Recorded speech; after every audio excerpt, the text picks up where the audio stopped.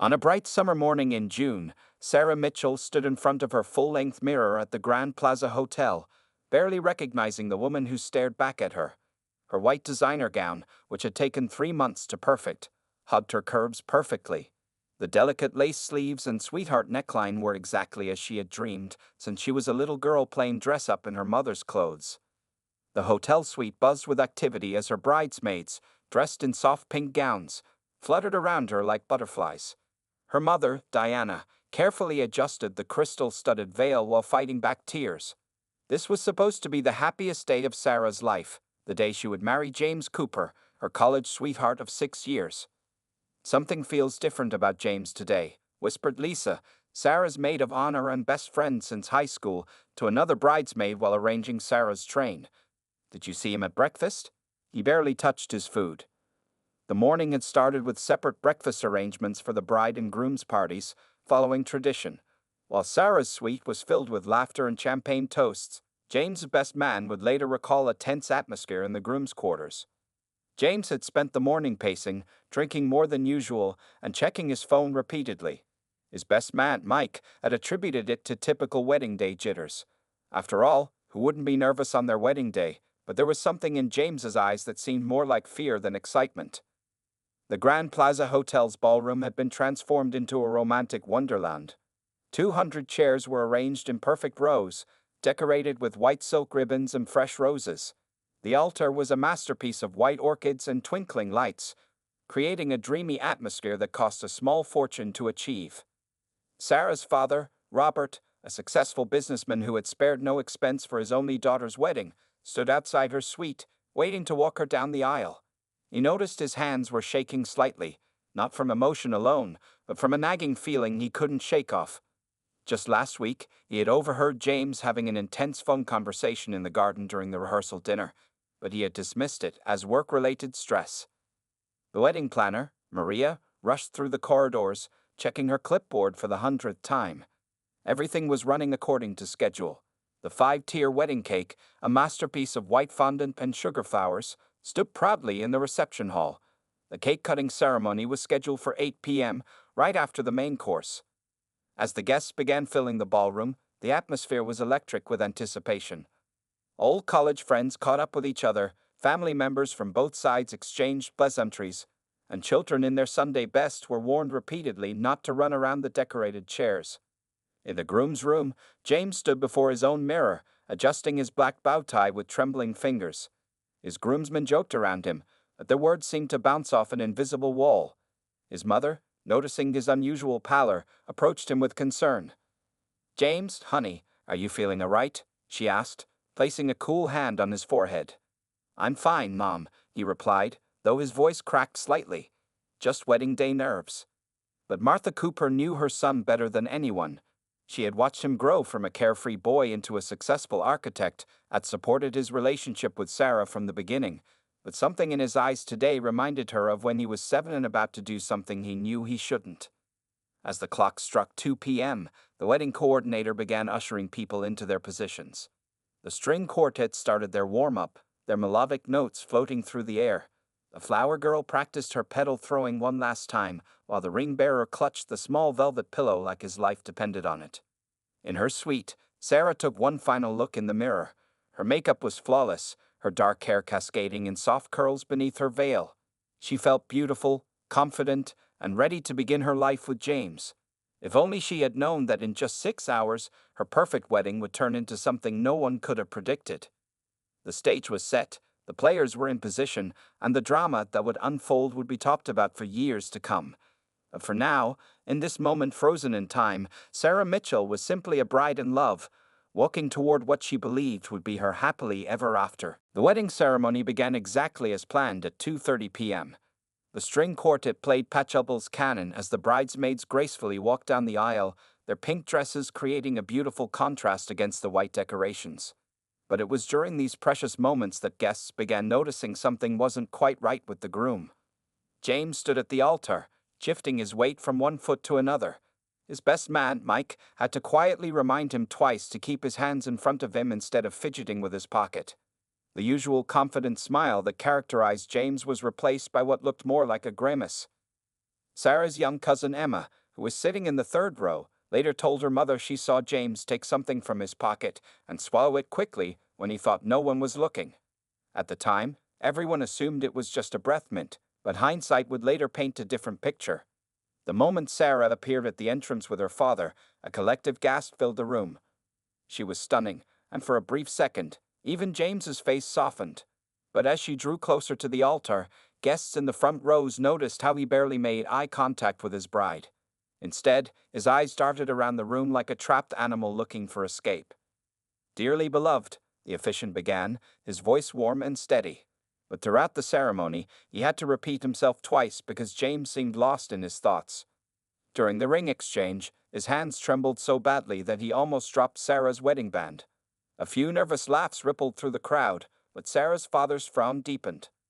Lisa, the maid of honor, watched as Sarah recited her vows with tears of joy, while James mumbled through his, missing several words and having to be prompted by the officiant. She noticed him glancing repeatedly at his phone, which he had failed to turn off and had stuffed hastily in his jacket pocket. The ceremony continued, but the signs of James's distress became more apparent. He kept loosening his collar as if he couldn't breathe properly. His mother, sitting in the front row, clutched her husband's hand tightly, her knuckles turning white. She had never seen her son look so pale.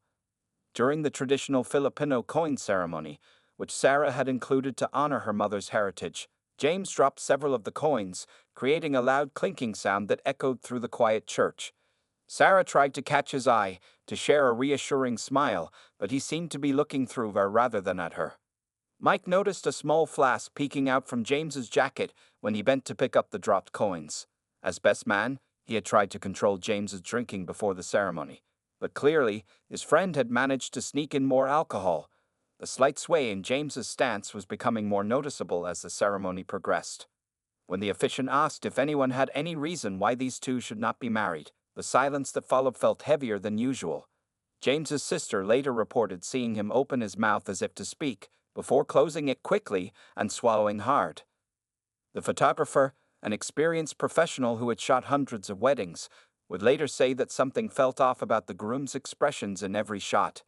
In group photos, while everyone else smiled naturally, James's smiles looked forced and strained.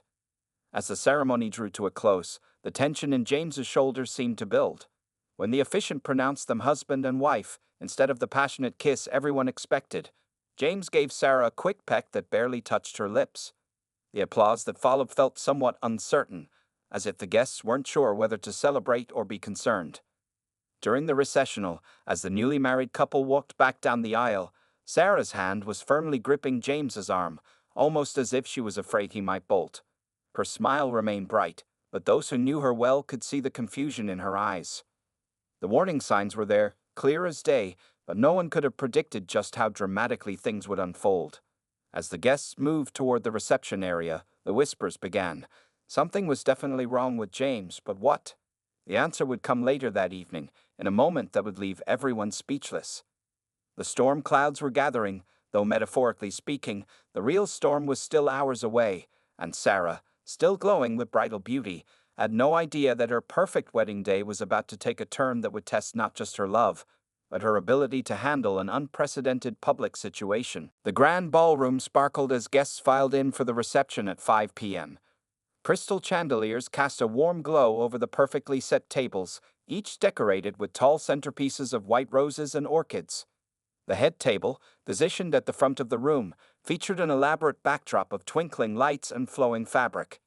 Sarah and James made their entrance as the DJ announced, "Please welcome Mr. and Mrs. Cooper."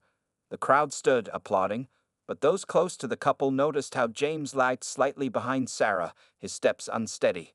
He had disappeared for 20 minutes between the ceremony and reception, returning with reddened eyes and an even looser tie. The first dance began, a carefully choreographed waltz to All of Me that the couple had practiced for months. Sarah moved gracefully, but James kept missing steps and stepping on her dress. Halfway through the song, he abruptly stopped, claiming he needed water. Sarah's smile remained fixed, though her eyes betrayed her growing concern. Martha Cooper's mother of the groom's speech was next, and her words seemed to have an unusual effect on James. "Marriage is about making the right choices every day," she said, looking directly at her son. about being honest with each other, about facing life's challenges together. James gripped his champagne glass so tightly that his knuckles turned white. The dinner service began smoothly enough. Servers glided between tables with plates of perfectly prepared salmon and filet mignon. But James barely touched his food, instead making frequent trips to the bar. Mike tried to intervene, only to be sharply told to mind his own business. At the bride's table, Sarah engaged in conversation with her guests, occasionally glancing at her new husband with increasing worry. Her father, Robert, had already asked her twice if everything was all right, but she kept insisting it was just wedding day nerves. Then came the moment that would later be seen as the calm before the storm. James's phone buzzed for the 10th time that evening. This time, he read the message and his face drained of all color. He excused himself again, but Sarah caught a glimpse of the text screen, a name she didn't recognize, and the words, "We need to talk about." Lisa, ever the attentive maid of honor, followed James out to the hallway. She found him pacing, talking intensely on his phone. "You can't do this today," she heard him say. "Not now. I'll figure something out." When he turned and saw her, he quickly ended the call and brushed past her back into the ballroom. The evening progressed, and the alcohol flowed freely. James's best man gave a heartfelt speech about their friendship and James's love for Sarah, but throughout it, James seemed distracted, constantly checking his phone under the table. Sarah's father noticed him typing furiously at one point, his brow furrowed in what looked like panic. Around 7:45 p.m., the wedding coordinator, Maria, began preparing for the cake-cutting ceremony. The magnificent 5-tier cake was wheeled to the center of the dance floor. Its white fondant gleamed under the lights, sugar flowers cascading down its sides in a delicate pattern that matched Sarah's dress. The photographer positioned himself for the perfect shot as Sarah and James were called to the cake. Sarah's hand trembled slightly as she reached for the knife, perhaps sensing the tension radiating from her new husband. James stood beside her, swaying slightly, his bow tie now completely undone. Martha Cooper approached her son one last time before the cake cutting. "James, honey," she whispered, "whatever it is, we can fix it. Just tell me what's wrong." But James shrugged her off, his eyes now glassy and unfocused. The DJ lowered the music and announced the cake-cutting ceremony was about to begin. Guests gathered around, phones raised to capture what should have been a sweet moment between the newlyweds. Sarah picked up the knife, looking at James with a mixture of love and concern. No one could have predicted what would happen next. As the crowd watched, James's face went through a series of emotions: fear, anger, desperation. His hands clenched and unclenched at his sides. The moment hung in the air like a suspended drop of water, just before it falls. The cake stood there, beautiful and innocent, unaware it was about to become the centerpiece of a moment that would be remembered for years to come. And Sarah, still trying to maintain her composure, had no idea she was seconds away from a situation that would test her character in ways she never imagined. The moment had arrived for the traditional cake cutting. The elegant 5-tier cake stood in the center of the dance floor, surrounded by eager guests with their phones ready to capture the sweet moment. The DJ's voice echoed through the speakers, "Ladies and gentlemen, it's time for the newlyweds to cut their wedding cake." Sarah and James stood before their masterpiece of a cake, her hand gently placed over his as they held the silver cake knife together. The photographer positioned himself for the perfect shot, and the videographer zoomed in on their faces. The room hummed with anticipation, completely unaware of the chaos about to unfold. James's phone buzzed again in his pocket. His hand trembled so violently that Sarah had to steady it with her own. She whispered softly, "Are you okay, honey?" But before she could get an answer, James's face contorted into an expression she had never seen before, a mixture of panic, anger, and something that looked almost like desperation. In what seemed like slow motion to the stunned guests, James suddenly released the knife. His hands plunged into the bottom tier of the cake, grabbing a massive handful of the pristine white fondant and vanilla sponge. For a split second, time seemed to stand still. Sarah's smile froze on her face, her eyes widening in confusion. Then, without warning, James hurled the cake directly at Sarah's face. The impact was shocking. The white fondant and cream splattered across her perfectly made-up face, chunks of cake clinging to her carefully styled hair. Her expensive veil was instantly ruined, and streaks of cake slid down her designer gown, leaving trails of vanilla buttercream in their wake. The room fell into complete silence. 200 guests stood frozen, phones still recording, mouths agape. The string quartet, which had been playing softly in the background, screeched to a halt mid-note. Even the waitstaff stopped in their tracks, plates suspended in mid-service. Sarah's father half rose from his chair, his face turning a dangerous shade of red. The maid of honor, Lisa, had already started moving towards Sarah, clutching a handful of napkins. But before anyone could reach the couple, James spoke, his voice cracking with emotion. "I can't do this anymore," he said, loud enough for the closest tables to hear. "It's all fake. Everything is fake." His words slurred slightly, the evidence of his drinking throughout the day now clearly apparent. Mascara-tinged tears began mixing with the cake on Sarah's face. Her shoulders shook as she stood there, cake dripping onto the pristine ballroom floor. The photographer's camera clicked rapidly, capturing every excruciating second of the unfolding disaster. James's mother, Martha, rushed forward, reaching for her son, but he backed away from her touch. His best man, Mike, also approached cautiously, as if trying to calm a cornered animal. The tension in the room was palpable, like a rubber band stretched to its breaking point. "James Cooper," his mother hissed. "What have you done?" But James wasn't looking at his mother. His eyes were fixed on his phone, which had buzzed again in his pocket. His hands shook as he pulled it out, cake and frosting smearing across the screen. The wedding coordinator, Maria, stood paralyzed by the cake table, her clipboard clutched to her chest, 18 years of experience having never prepared her for this scenario. The DJ had stopped the music entirely, and the only sounds in the vast ballroom were the soft sobs coming from some of Sarah's bridesmaids. Sarah stood motionless, cake still falling in clumps from her face and dress. Her breathing came in short, sharp gasps. Everyone waited for her reaction.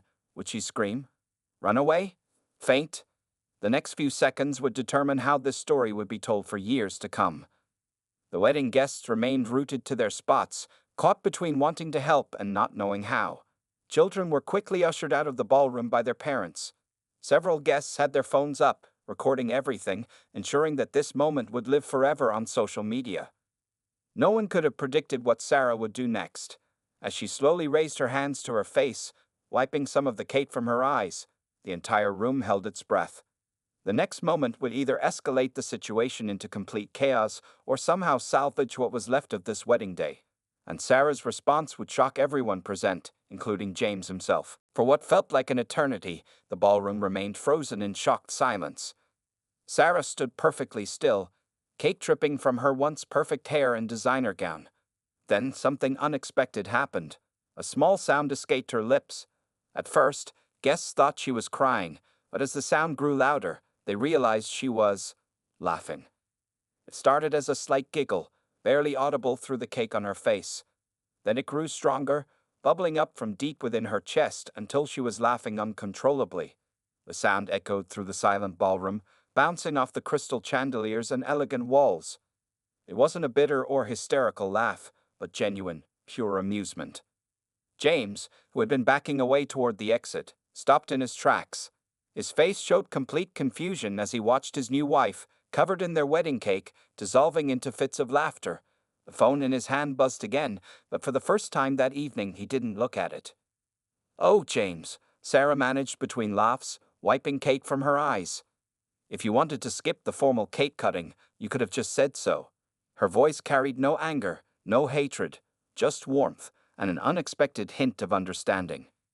The tension in the room began to shift. Sarah's father, who had been halfway out of his seat ready to confront James, slowly sat back down, his expression moving from rage to bewilderment. Martha Cooper's hand flew to her mouth, tears starting to form in her eyes as she watched Sarah's reaction. Sarah took a step toward James, still giggling. Someone gasped, expecting retaliation, but instead, she reached out and gently touched his cheek. "You look so serious," she said softly, "and you haven't even tasted the cake yet." Then, in a move that stunned everyone, she scooped some cake from her own face and playfully dabbed it on his nose. The bridesmaids, who had been crying moments before, started to giggle. Lisa, the maid of honor, who had been approaching with napkins, stopped and started laughing too. The sound was contagious, spreading through the crowd like a wave. James stood there, cake on his nose, staring at Sarah as if seeing her for the first time. His hands, which had been shaking all day, finally stilled. The phone in his pocket buzzed again, but this time he reached in, turned it off, and placed it on the nearest table. "I don't deserve you," he whispered, loud enough for only Sarah to hear. Tears began mixing with the cake on his face. Sarah reached for his hand, squeezing it gently. "Maybe not," she said with a smile, "but you're stuck with me now. Although I think you owe me an explanation and probably a new dress." The wedding coordinator, Maria, who had been frozen in horror, suddenly burst into tears of relief. The photographer, who hadn't stopped clicking throughout the entire incident, later claimed these were some of the most powerful wedding photos he'd ever taken. Guests who had been recording the scene on their phones slowly lowered them, many wiping tears from their eyes. Though whether from laughter or emotion, it was hard to tell. The string quartet, picking up on the changed atmosphere, softly began playing again. Sarah's mother approached with a handful of napkins, but Sarah waved her away. "No, Mom," she said, still smiling. "Sometimes life gets messy. Sometimes the perfect wedding isn't about everything going right, it's about how you handle it when things go wrong." She turned to face their guests, cake still decorating her face and dress. "Well," she announced, her voice carrying across the room, "I guess this is what they mean when they say marriage is about expecting the unexpected." The room erupted in laughter and applause. Even the waitstaff, who had been standing awkwardly with their serving trays, began to smile. The DJ, reading the room perfectly, started playing "Love Will Keep Us Together," and somehow it felt exactly right. As Sarah stood there, covered in cake but radiating joy, she demonstrated a kind of grace under pressure that would become legendary in their family. Her response had transformed what could have been a wedding disaster into something else entirely, a moment of pure humanity, forgiveness, and love. Little did anyone know, this was just the beginning of the evening's revelations, and Sarah's remarkable response had set the stage for what would happen next. In the aftermath of Sarah's surprising laughter, James suddenly crumpled into a nearby chair, his head in his hands. The weight of what he had done, combined with Sarah's unexpected grace, seemed to break something inside him. The room grew quiet again as he began to speak, his voice shaking. "I've been living a lie," James said, loud enough for the closest tables to hear. "Not about loving you, Sarah, never about that, but about everything else." His hands trembled as he wiped Kate from his face, leaving streaks across his cheeks. Sarah knelt beside him, still in her cake-covered wedding dress, not caring that she was ruining it further on the ballroom floor. She took his hands in hers, waiting patiently as he gathered the courage to continue. The guests leaned in, their dinner forgotten, as the truth began to unfold. "I lost my job 3 months ago," James confessed, his voice cracking. "An architecture firm. They had to downsize. I've been pretending to go to work every day, sitting in coffee shops, sending out applications. I couldn't tell you. Couldn't tell anyone. The wedding was already planned. Your father had paid for so much." Martha Cooper gasped softly from where she stood. Suddenly, her son's recent strange behavior made sense. The mysterious phone calls, the nervous energy, the drinking. Sarah's father, Robert, slowly rose from his seat and moved closer, his expression softening from anger to concern. "The text messages today," James continued, tears now flowing freely. "They were from creditors. I've been borrowing money to keep up appearances. To make it seem like everything was fine. I thought I could find another job before anyone found out. But today it all became too much. The pressure of pretending, of starting our marriage with such a huge lie." Sarah reached up and wiped a tear from his cheek, leaving a smear of frosting in its place. "Oh, James," she said softly, "did you really think I would love you less because you lost your job?" The room was silent except for the occasional sniffle from the guests. Even the children, who had been playing at the back of the room, seemed to sense the gravity of the moment and stood quietly. "I was so afraid," James admitted, looking into Sarah's eyes. "Afraid of being a failure. Afraid of not being the man you deserved. Every time someone congratulated us today, it felt like a knife in my chest. I've been having panic attacks for weeks, thinking about starting our marriage with this secret." Lisa, the maid of honor, suddenly spoke up from where she stood. "That explains the phone call I overheard. You were talking to the unemployment office, weren't you?" James nodded, unable to speak for a moment. When he found his voice again, it was stronger. "I thought I had to be perfect. Your family has done so well, Sarah. Your father is so successful. I wanted to be worthy of you. Robert Mitchell stepped forward then, placing a hand on James's shoulder.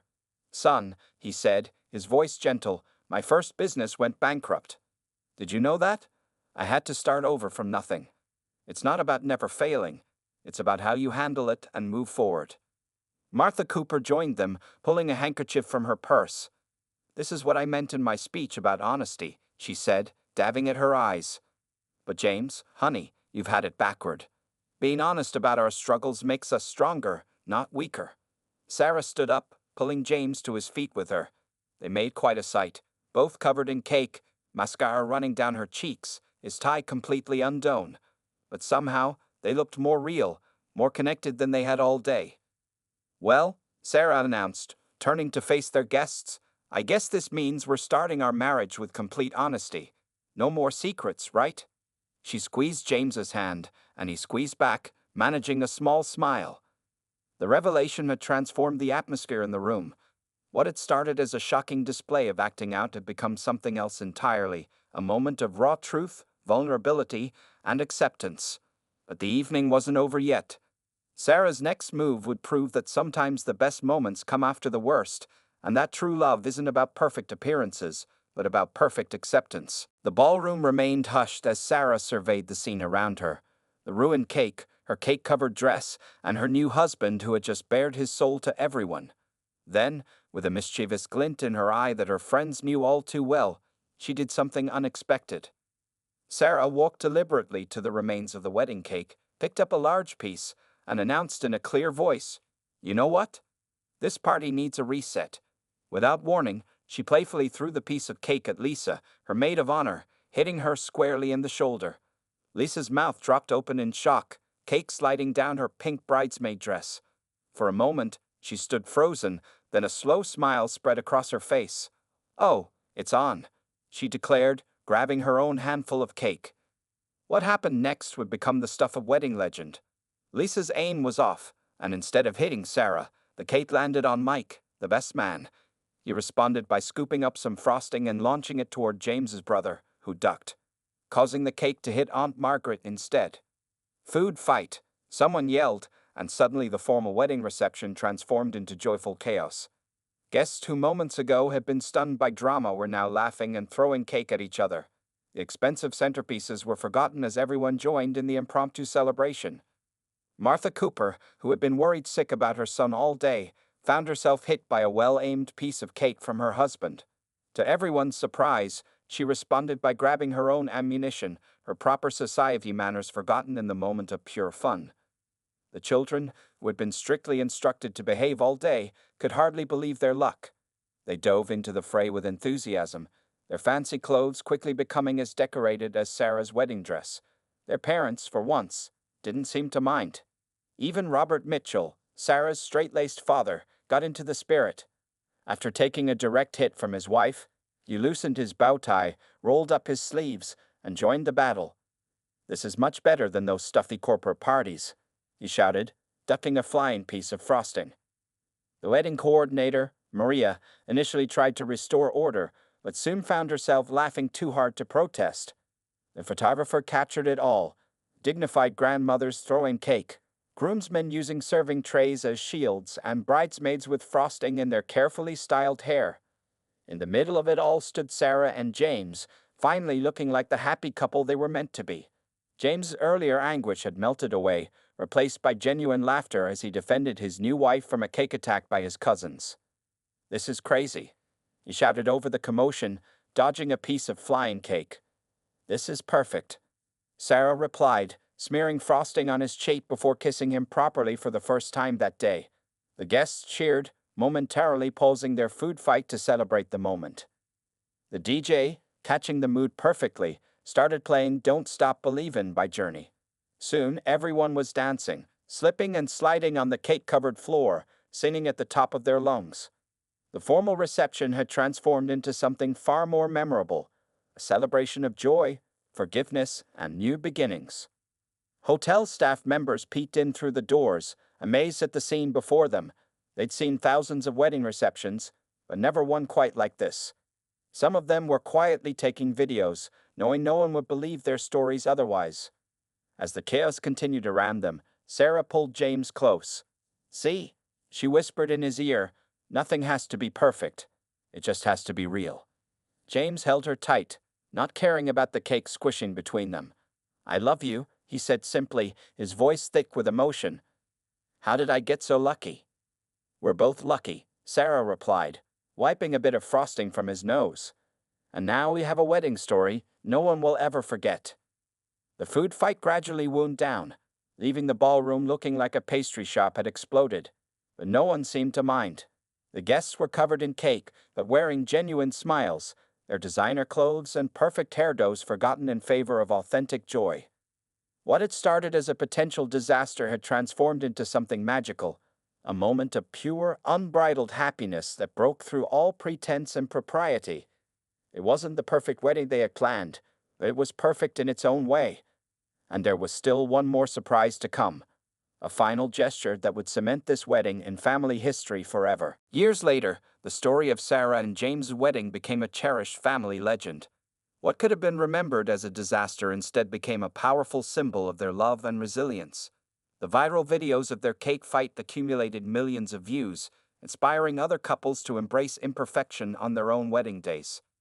Looking back on that evening, after the cake fight had settled and the adrenaline had worn off, something remarkable happened. The hotel staff, rather than being angry about the mess, brought out stacks of towels and helped everyone clean up. They even discovered an extra sheet cake in the kitchen, which they served to the cake-covered guests who were still laughing about the evening's events. Sarah and James' wedding photos turned out unlike any others. Instead of the usual posed shots, their album captured genuine moments of joy. Sarah doubled over with laughter, cake in her hair, James's face lighting up with relief as he realized he was truly accepted. Their first dance redux, both of them sliding on the frosting-covered floor, and their families coming together in a way no perfectly planned reception could have achieved. 1 month after the wedding, James landed a position at an even better architecture firm. During his interview, the CEO mentioned seeing the viral wedding video. "Anyone who can handle a crisis with that much grace, and whose wife shows that kind of support, is someone I want on my team," he said. James started the following week. Sarah's father, Robert, turned the experience into a lesson for his business seminars. "Sometimes the worst moments can become the best ones," he would tell his audiences. "It's not about preventing disasters, it's about how you handle them." He always ended this story by showing a picture of himself covered in cake, tie undone, grinning like a schoolboy. The couple started a unique tradition on their anniversaries. Each year, they would buy a small cake and playfully smear it on each other's faces, recreating the moment that had paradoxically brought them closer together. Their children would eventually join in, making it a family celebration of love, honesty, and the beauty of imperfection. Martha Cooper, who had been so worried about appearances that day, now proudly displayed a cake-covered photo from the wedding on her living room wall.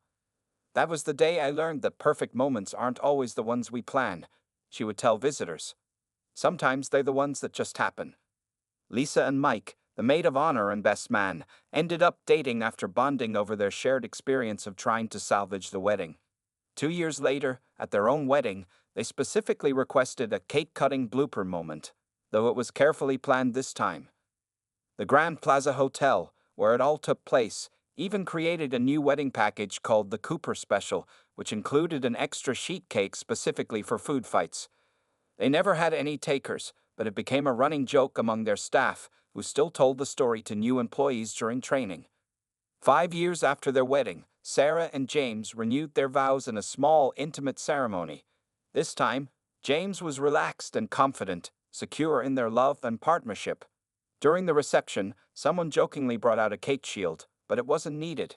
Instead, they fed each other cake normally, though both admitted later it wasn't nearly as memorable as their first attempt. Their story appeared in wedding magazines and relationship blogs, not as a cautionary tale, but as an example of how true love can transform a crisis into a blessing. Relationship counselors sometimes use their story to illustrate the importance of honesty and acceptance in marriage. On their 10th anniversary, James surprised Sarah with a replica of their original wedding cake. This time, instead of throwing it, he presented her with a scrapbook filled with messages from their wedding guests, each sharing their memory of that incredible evening.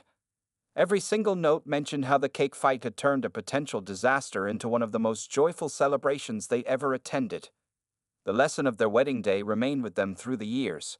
Marriage isn't about maintaining a perfect facade. It's about being real with each other, handling challenges together, and sometimes finding laughter in the midst of chaos. Their love story became proof that sometimes the best moments in life come from embracing the unexpected and choosing joy over perfection. And every year, as they celebrated with their traditional anniversary cake smash, Sarah and James would look at each other and know that they wouldn't have had it any other way. Their wedding may not have been perfect, but their love story was perfectly their own.